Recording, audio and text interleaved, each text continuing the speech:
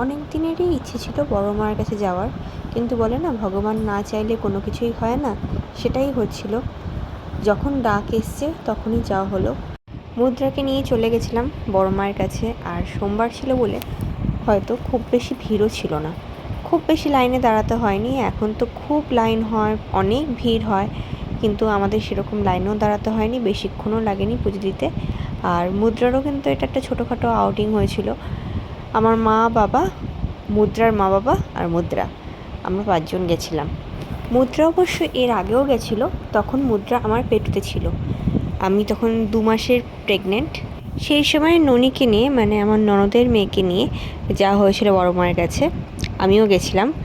মুদ্রা কিন্তু বাইরে গেলে পর এমনি চুপচাপই থাকে, বাইরের লোকজন দেখতেও পছন্দ করে, সেইভাবে কোনো ডিস্টার্ব করে না। অনেক বাচ্চারা আছে না, খুব কান্নাকাটি করে, থাকতে চায় না, বায়না করে। বলতে নেই, আমার মেয়ের কিন্তু সে ধরনের কোনো বায়না নেই, বা ও কোনো বিরক্ত বোধও হয় না, আর কাউকে বিরক্তও করে না। ও চুপচাপ থাকে নিজের মতন, এদিক ওদিক তাকিয়ে থাকে, লোক দেখে, গাড়ি দেখে, এইভাবেই থাকে। মন্দিরে যেহেতু খুব তাড়াতাড়ি পুজো হয়ে গেছিলো আমাদের, তারপর আমি অর্পণকে বললাম যে চলো একটু দাদা বৌদি থেকে ঘুরে যাই, কারণ হট করে তো বেরোনো হয় না। অনেক দিন পর বেরিয়েছি, আর কবে আবার দাদা বৌদি যাবো বা ব্যারাকপুরের সাইডে যাব তা জানিও না।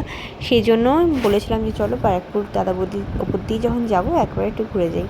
মুদ্রাকে নিয়ে চলে এসেছিলাম দাদা বৌদি, এটা আমার মুদ্রার প্রথম দাদা বৌদি ভিজিট।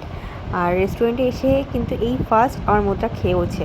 এটা ছিল ভেটকি মাছের তন্দুরি, ওটা আর কিছু একটা অন্য নাম ছিল, রোস্টেড ভেটকি বা এরকম কিছু একটা নাম ছিল। আমার মেয়ে কিন্তু এটা খেয়েছে, আর আমার মেয়ে মাছ খেতেও একটু পছন্দ করে আমার মতনই, তো সেই হিসাবে ও কিন্তু মাছটা বেশ পছন্দ করেই খেয়েছিল।